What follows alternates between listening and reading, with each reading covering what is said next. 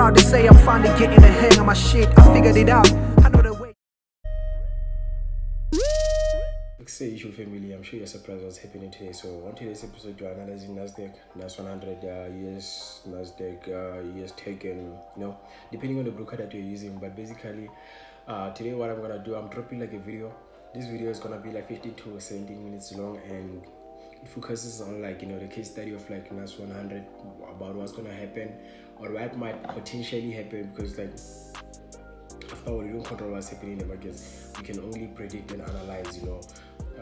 Like we say, it's a game of probability, and it depends on us how we deal with the losses that might occur after the whole thing. So stay tuned for this video, and I hope like you don't forget to subscribe and actually be part of like the subscribers that are subscribing to my channel and get like updates each and every day, weekly, and so forth. It's your boy Kimo Commercial. I'm back again with another video. It's Monday, so we have to drop like content now and then, and not because like we're dropping content for the sake of dropping content, but I have to. It's part of like my work now. This is my 9 to 5, so I have to do everything by any means necessary. Even if I don't feel like doing it, I have to do it. So this morning I'm having like a I'm going to study like price on NAS 100, US Tech 100, US 100. So yeah, nonetheless, let's go to the chart. On the daily time frame, if you look into the daily time frame, so already you can see what's happening currently. So I'm just gonna drop like important zones. So this was like the higher high, and then this was like the supply zone of the daily time frame.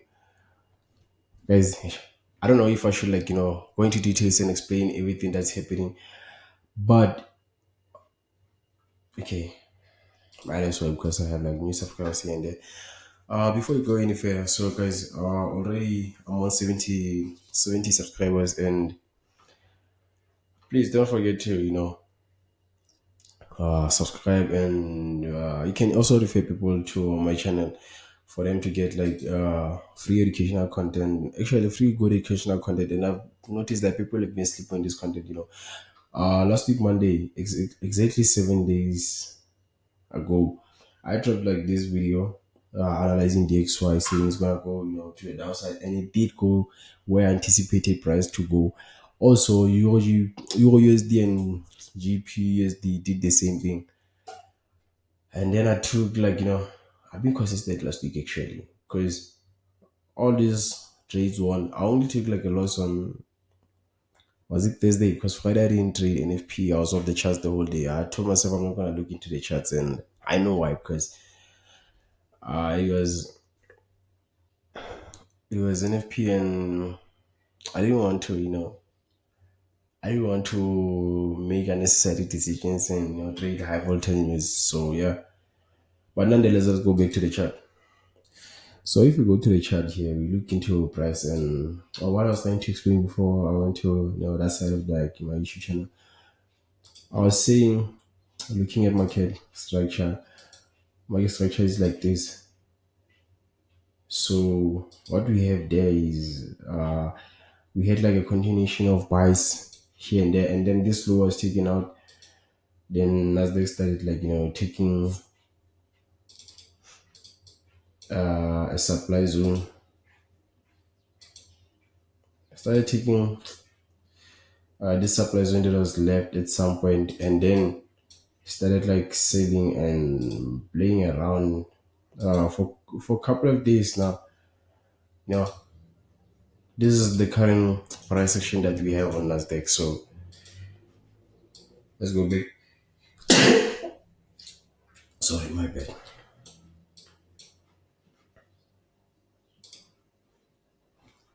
So if you focus on price here, like this is what I was talking about. This is the low that was like taken out before we go back to mitigating that daily demand zone, that daily supply zone. Sorry. So the difference between supply zone and demand zone is more or less the same as like other blocks. But to be specific, like other blocks is like the last candle to the last candlestick to to start to the last candlestick to buy before we started like selling. This is an order block, and then this is a supply zone. I'm not sure if I'm making sense, but here's the thing. It's not like every time these zones will get like respected. So this is an order block because this was the last candlestick to sell, and then this was the supply zone, the demand zone. Sorry, my bad. This was the demand zone. The reason I'm saying it's a demand zone. After that candlestick, we had like a we had like an imbalance that was supposed to be filled, aka fair value gap. So yeah, let me go to a forward time frame. Like I said, this is a case study for Nasdaq and what has been happening lately. So if I have to point out like these things that I was talking about, this isn't this is an order block.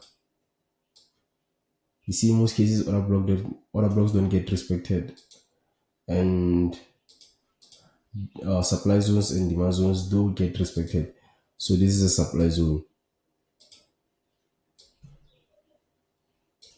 It's actually it's actually it's actually a perfect supply zone. You know, reason being, after that we had like a I won't say small drop. We had a bit of we had one.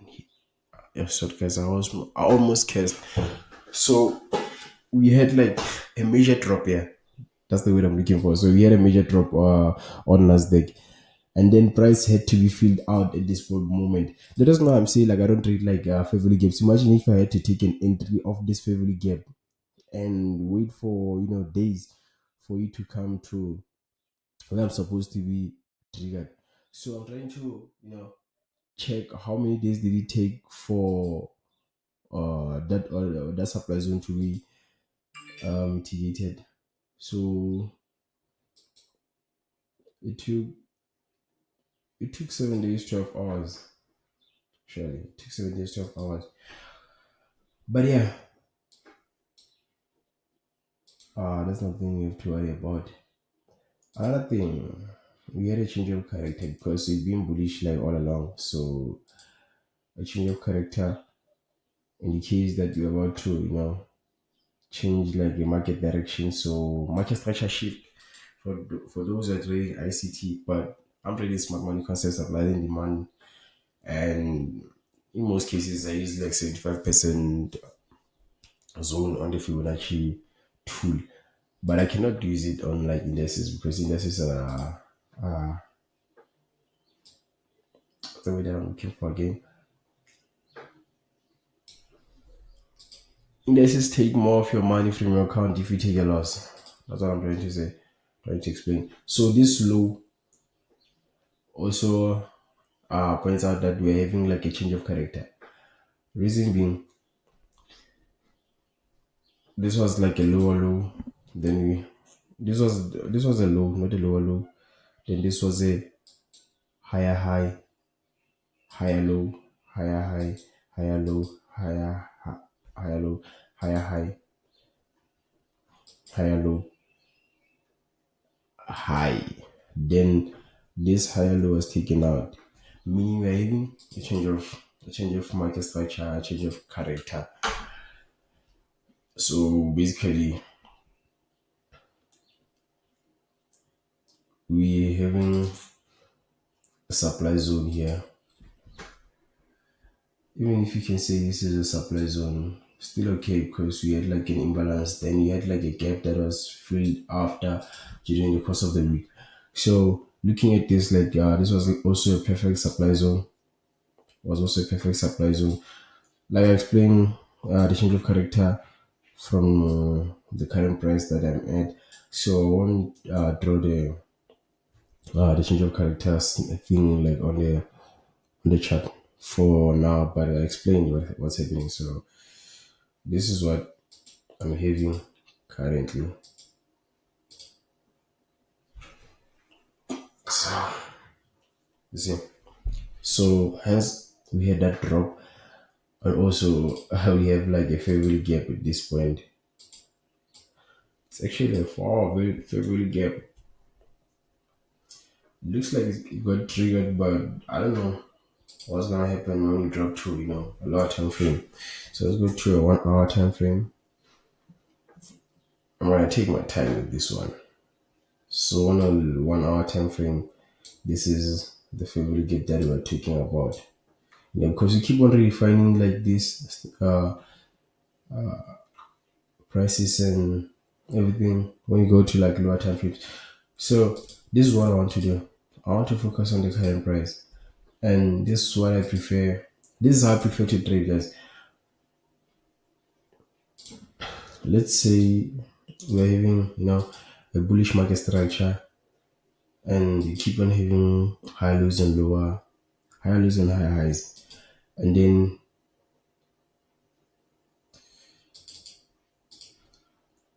we have what you call like a liquidity gets taken out here, and then after liquidity gets taken out, we get to have like a change of character on the lower time frames. So what I want to keep on looking for after this, I want to keep on looking for a supply zone here whereby liquidity is taken out, and then enter from it.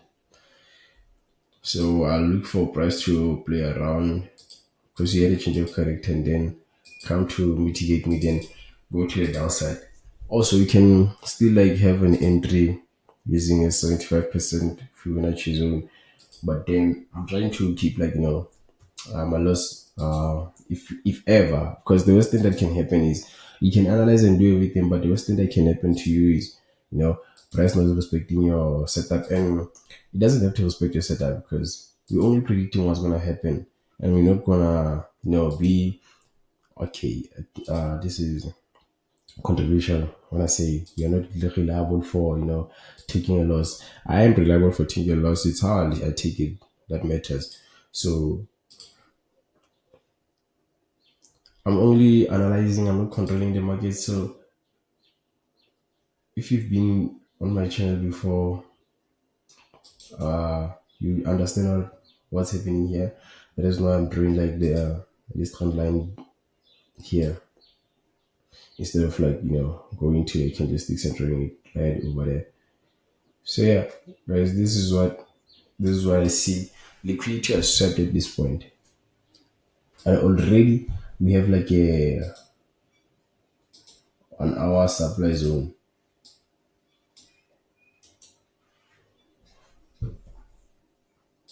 So on the 1 hour supply zone, back to what I said. I said like we're only predicting price, and the worst thing that can happen to you is like price not respecting your setup, no matter how many how many minutes you took to like analyze the whole pair, or you know no matter how long you stayed on the chart. But you have to accept a loss is a loss. Hence, like why?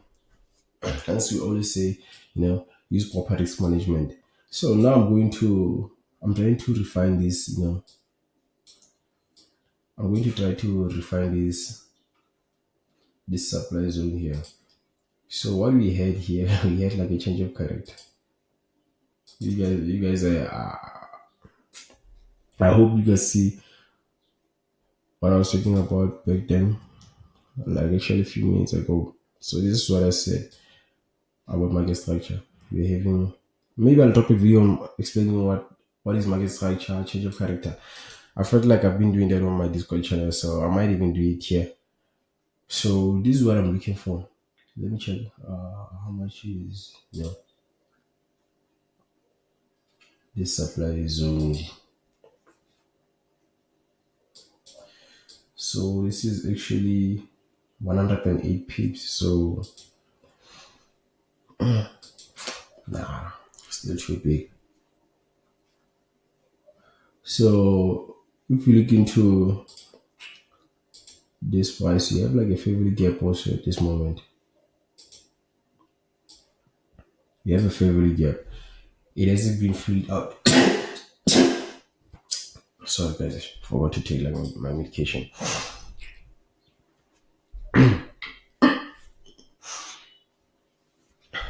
So let's go to a 15 minutes time frame because this is what I prefer. I prefer 4 hour and 15 minutes. 5 minutes also still the best time frame to play around. So guys, this is what I'm looking to enter from. You see on the 5 minutes time frame, 5 minutes time frame, we have like a perfect. No, 15 minutes. Sorry, on a 15 minutes, we have a perfect. What do you call this? We have a perfect supply zone. So I can enter from here, have my stop loss above that week. Here I'm still correct and have a 1 to 3 risk reward ratio. I can risk like $50 to make 150. I can risk 100 to make 300. No. So this is what I'm looking for. This is what I have. Thing is, chances are during New York session, I might not even get triggered, if I enter off this supply zone. But I'll just let it go to my target on its own instead of me trying to manipulate it. So this is the setup that I have on Nasdaq. And remember, this is not an advice to anyone, but this is basically me analyzing the market and looking at like the possibilities for the day. So for now, I'll just wait for price to play out and let me actually leave an alert at this point so that I get notified when Nasdaq gets to his supply zone. Because now I don't want to leave my setup on its own. I don't want to leave like a limit, sell limit by limit or anything depending on the type of trade that I'm about to take it because sometimes price like gets to approach this zone impulsively so to a point whereby immediately when it mitigates immediately when it mitigates your limit order, it goes straight to your stop loss if like there's news currently. So if you're looking at this, we had a demand zone, but I doubt it will hold. So I'll wait for price to come in, trigger this zone and then drop. Chances are we might even get to this to this point or get even further to that low. So I'm risking like $79 to make 400 on this trade. So after all is a win. 125. It's a simple 125 RR. For now, let's wait and see what's gonna happen, during the course of the week. And please don't forget to subscribe. Make sure, like, yes, you're up to date with the content that I drop like daily. Because last week I dropped like 5 videos. I only realized this day when I was like taking notes because I wanted to do a video yesterday and just gonna be like 6 videos in a week. So, nonetheless, guys, probably I'm gonna do like GPUSD and USD after this. But for now, I was looking for buys since we're approaching what's this? We're approaching London session. We only have a minute actually. It's almost 9 a.m. in South Africa. So I'm too late to like analyze for you guys. But yeah. See you on another video.